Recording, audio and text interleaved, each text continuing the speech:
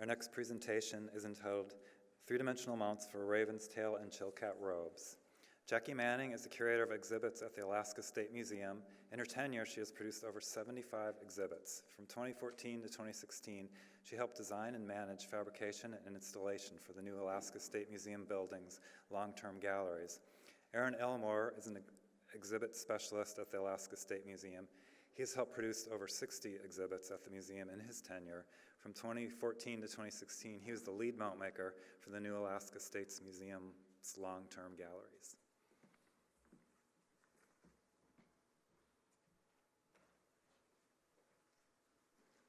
The Alaska State Museum stands on Chilkat, the unceded land of the S.W.A.Y, who have been caretakers of this land for thousands and thousands of years. The museum stands specifically on a place called Suntakahini, colonially known as Juneau, Alaska. We are grateful to live and work as guests in this amazing place. Gunashchish. In June of 2019, we started making mounts for the Alaska State Museum's exhibit on northern northwest coast weaving called The Spirit Wraps Around You, or as it came to be known, S.W.A.Y. S.W.A.Y was a big show for us. It's to fill 2,800 square feet of gallery space and was to open the summer of 2020. So, yeah. When we finally opened in 2021, the result was well worth the wait. Northern Northwest Coast weaving is deeply connected to the twining used in basketry. Also known as dance blankets, the full-size handmade robes woven in this region come in two main styles. The older form, Ye-Ku, or raven's tail, is mostly geometric and is mostly black and white with some yellow. Raven's tail robes are almost always rectangular with long fringe on the bottom and shorter fringe on the sides. They are also woven entirely from wool. Some are woven from mountain goat wool, but collecting enough mountain goat wool to weave a whole robe can take years. Naksen, also known as Chilkat robes, are usually done in black, white, yellow, and blue-green. The bottom edges are curved with long fringes. Depending on condition, there can also be fringe on the sides. Curving form-line designs often predominate in these weavings. Perfect circles are often included, an innovation unique to the form. The side-to-side yarns in Chilkat robes are spun from wool. The up and down elements, called warps, are wool spun around yellow cedar bark. This photo shows an entire robe woven from this material. Yellow cedar bark is strong but pliable, and its rich smell is unpopular with wool-eating insects, which is a good thing in a wool garment. In addition to raven's tail and Chilkat, there are also transitional robes, which combine design elements from both styles. But all of these robes have long fringes and are made to be danced. As we began designing the exhibit, we were told about a dream had by weaver Janice Criswell. Decades ago, when she was first learning this incredible skill, she dreamed of a crowd of robes dancing without anyone inside them, dancing in firelight with fringe flying out. Janice's dream became our guide and helped us realize that without a sense of movement, visitors would be unable to understand the story of the robe's intended use. Here you see the very first S.W.A.Y mount we made. The mounts were refined as we learned more, but a lot of what worked was worked out in this prototype. The mounts are made from sawn wood, clear alder. There was a lot of saw work on this project. Two cross pieces join a set of vertical slats. A central strongback stabilizes it. A single upright supports the mount and robe together. To make the mounted robes dance, we steam bent the ends of the vertical slats. The slats curve up gently, and silk gauze holds out the fringe. Here's the sort of janky rig used for setting the bend in the 17 verticals for each mount. The vertical slats are just under 5/16 of an inch thick. To get that extra bend for lifting the ends of the fringe, The slat ends were cut open on the table saw, which gave us two 1/8-inch layers, one saw kerf apart. Those layers were steamed, then glued together bent, as you see here. The cross pieces for that very first mount were super easy curves. 3 strips of 1/8-inch thick alder lath were ripped down from boards on the table saw and then simply glued up and bent between blocks clamped to a table. We thought we were going to crank these out in a few days. Simple, fast, and as it turns out, not quite lifelike enough. Curator of Collections Steve Henriksen wondered if the upper curve could look more like shoulders. Maybe. To achieve this, yet keep the whole robe visible, we decided the top cross piece needed a recurve. We also decided that elliptical curves would be best. To make an exact sized elliptical recurve, we needed a jig. Now, even if you're familiar with drawing an ellipse with 2 thumbtacks and a piece of string, you may not know how to get the exact size ellipse you desire. So, trigger warning, this next slide contains algebra. The square root of the quantity x squared minus y squared equals d. Write this down. Keep it somewhere safe. I have figured this out and lost it twice already. X is how wide you want the ellipse to be. In our case, we wanted it shoulder-sized, 18 inches. Y is how tall you want it. In our case, 12 inches. If you know these two measurements, the formula will let you figure out D, the distance between the thumbtacks, which in our case worked out to about 13 3/8 inches. You also need to know how long to make your loop of string. It needs to be the width of the ellipse plus the distance between the thumbtacks, or X plus D. Here's the resulting jig made from layers of 3/4-inch plywood. The ellipses are stood off the backer so that the clamps can be applied easily. The notches in the middle ellipse help with clamping at various angles. To get the alder to bend around those sharp curves without breaking, and believe it, over the whole build, a lot of wood got broken, the lath had to be steamed. We used a Jiffy steamer with a handpiece set facing upwards. Even the home model works for this. 3 layers of lath were steamed for each upper cross piece. The lath was worked over the handpiece slowly, first one side, then the other. In minutes, the steam gets into the wood and bending can begin. The middle of the lath was steamed and bent one direction, the 2 ends steamed and bent in the opposite direction. This gets the strips used to bending, but they won't stay bent. For that, they need to be glued together. Here is our jig again, held nicely in a bench vise. The 3 steam-bent strips of wood were glued up and carefully worked onto the jig. Then the many clamps were applied, working from the center outwards. And finally came the hardest part, always the hardest part, but any glue up, walking away and not fussing with it till it's dry. The result the next day was always a little thrilling to see. Sprung from the jig, the lammed cross pieces would always spread outward a little, but it was always surprising how little they spread. Based on measurements of the robe to be mounted, the 17 verticals were then glued to the upper and lower cross pieces in stages. Taking a couple of days to do this meant that stress could be added to the cross pieces gently and gradually. We also found that if we went too fast and piled on the clamps, the weight would distort the recurve. While those upper cross pieces held their shape coming off the jig, gluing on the verticals always opened up those curves a bit. Final shape was light, strong, and pretty cool to look at.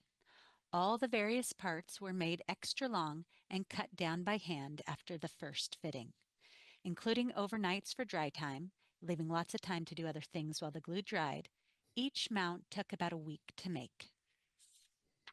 Where needed, extra lath was steamed and glued on to support any existing side fringe. You can also see in this image, we sometimes put a recurve in the lower cross piece to take more stress off the upper. Strips of polar fleece were glued to the verticals to serve as a barrier. To support the fringed edges, Wide bias strips of silk gauze were attached to the gentle curves at the bottom and sides. Bias cuts don't unravel, so don't need to be hemmed. The edges were very thin and drew very little attention. We made them float on a strong back, added to the center of the mount, and a single upright. To get a solid glue bond between the strong back and the curved cross pieces required some hand chiseling, but the wood was soft and the cuts were shallow. To unite the strong back to the upright, a stem of 7/8 inch dowel was glued into the hole in the strong back. To keep the post angles consistent, another jig was built so that holes could be drilled in the strong backs safely at 60 degrees. 45 degrees would have been much easier, but we found 60 degrees was the ideal viewing angle. We thought we had about 7 of these mounts to make. In the end, we made 9, so as with most jigs, it was worth the time and effort. The uprights were sections of 1-inch aluminum square tubes set on a steel floor flange, both which we purchased from McMaster Carr.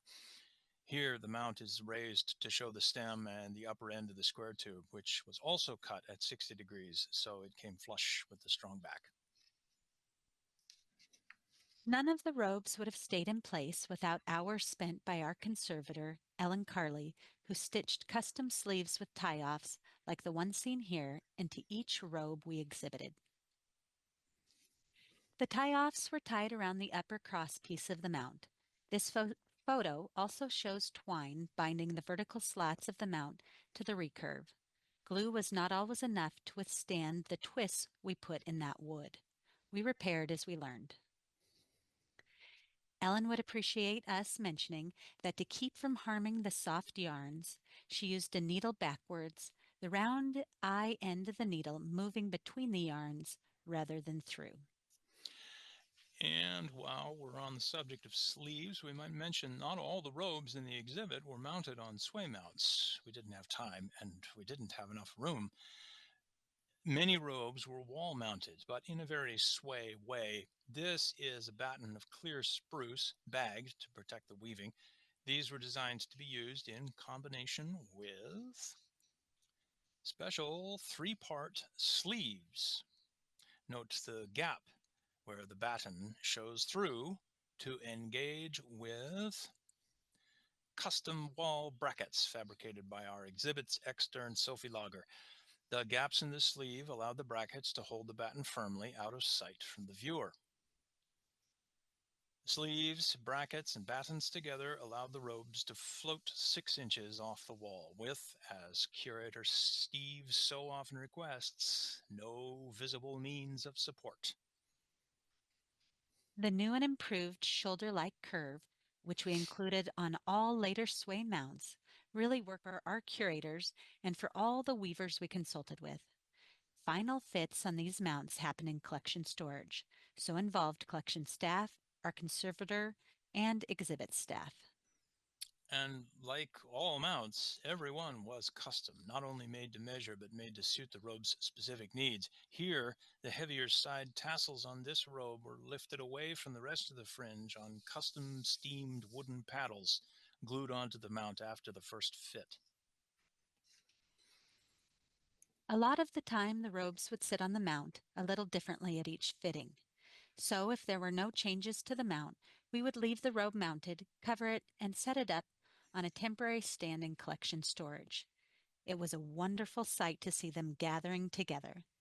You can see near the middle of the group that we also made custom body forms for this exhibit, about 5 in all. We should also take just a moment to talk about the figure second from the left. The Spirit Wraps Around You exhibit also included posable mannequins. Their skeletons were made from 80/20 brand aluminum extrusion based on 2 posable mannequins we'd created for our long-term galleries. The dancer needed to crouch very low, so needed extra bracketry in his hips. He also needed a full S.W.A.Y mount that, A, grew out of his body, and B, was made of wood thin enough so visitors could easily see the underside of the robe. We were pretty happy with the result. All the adjustability in the skeleton combined with just the right balance made this figure look like he'd just stopped moving. Here's a better view of the S.W.A.Y armature under the robe. You can see how much the mount shows on the underside. The openness was extra important to all the weavers. Weavers do love to look at the front of these robes, but they also want to turn the robes over and look at the back. Of course, these mounts were only part of the whole exhibit we were installing. Large weavings had to be mounted and hung, walls needed to be painted, staging needed building, stanchions needed setting, labels needed to be designed and installed.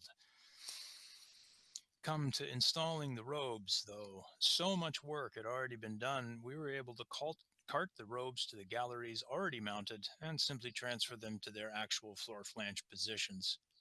Here we see our very first mount again, but now with a little added custom recurve at the upper ends of the crosspiece.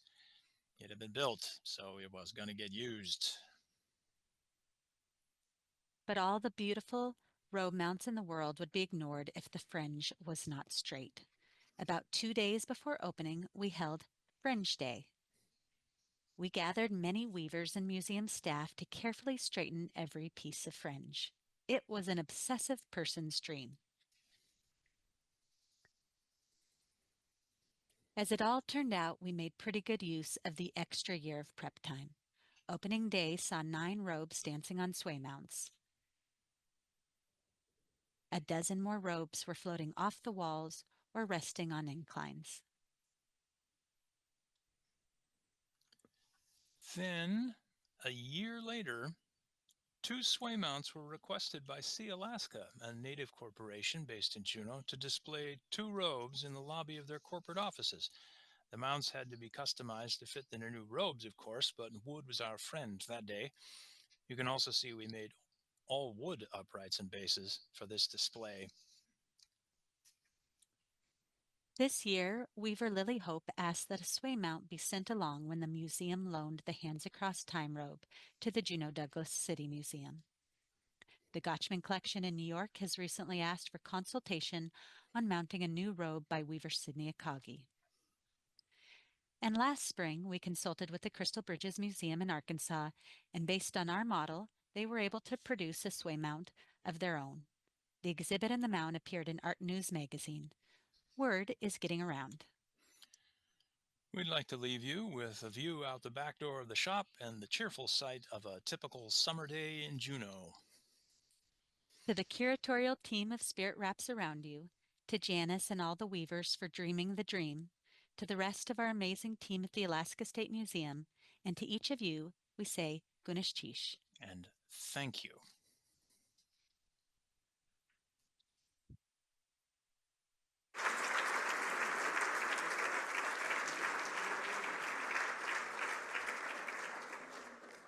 Oops. Hello, that was fantastic. Thank you so much. Thank you. We have one question. What was the decision, or how was the decision made to use wood for the S.W.A.Y mounts? Jackie was saying as we were getting ready for this, somebody's going to ask about why we use wood. So a couple of reasons, actually quite a few reasons we went with wood. The material that the robes are made out of, the Chilkat robes, are also made with spruce root. And because the exhibit was in 2 galleries, open, not enclosed, in those spaces, we talked with our conservator and she approved using wood. Also, the time frame of the exhibit and the curatorial process, the selection of robes was changing all the way through, and the ability to adapt this style of mount and adjust for the different robes as those changes were made and which ones were decided to be in the exhibit, wood gave us that flexibility. Steel would be a really good option for these. Coating on this would have to be a spray thing. It was just an option we didn't consider at the time. Our online audience has a follow-up question to that. Was the wood sealed? No, we left it wide open. Thank you. I had a question with your use of a hand steamer versus building a steam box to be able to approach this in one go. Did you find that from a technical standpoint you had more control using a hand steamer versus a bigger steam box? There were some initial discouragements trying to create a steam box, and more or less as perhaps an act of desperation, I just wondered how fast could we go if we didn't have to sit around waiting for them to be steamed up. And it turns out with a hand steamer, just working it over that work piece, it went very swiftly and it was very satisfying. So we stayed with that. Hi, I have a question about tracking throughout the project. With so many artifacts or so many items, people and departments, what's your institution's preferred method of keeping track of the status of where a mount is? I'm afraid, could you repeat that? We missed the ending. What is your institution's preferred method of keeping track of a mount and all the way to like design approval or conservation approval? Awesome. So I'll kind of maybe answer it backwards. We're a very small staff here. I think we have 7 full-time employees. So, all tracking is done by Erin and myself within the mount making process. And the approval process, we've had a curatorial team of weavers. And as we mentioned, the original design was inspired by a dream by weaver Janice Criswell. And so we had her in to look at one of the first renditions of the mounts and see if this is what she was envisioning, if this is really, if we were on the right track. And so that design approval happened with weavers and with the curators. And tracking was a lot of Excel spreadsheets and working with our conservator, because there were so many parts of it with the sleeves and where we were and time frame. It was all just done in-house, mostly with Excel spreadsheets. Maybe because of the small staff, we work very closely with our conservator, Ellen Carley, all the time. We have it's a very short hallway away, and we're constantly going back and forth and having short meetings, catch-ups, texts, and whatever it takes to get it done. We're very able to communicate that way swiftly. It's very nice. When we kept track of all the mounts for the long-term galleries, there was about 1,200 different mounts that we had to keep track of. So this exhibit didn't seem that troubling when it was only 50 or 60 total mounts. Congratulations, the robes look amazing. I just have a goofy question, but that jig was incredible. So did you save it and mount it on the wall or something? Oh my goodness, yes. Oh, please, yes. Yeah, we still have it.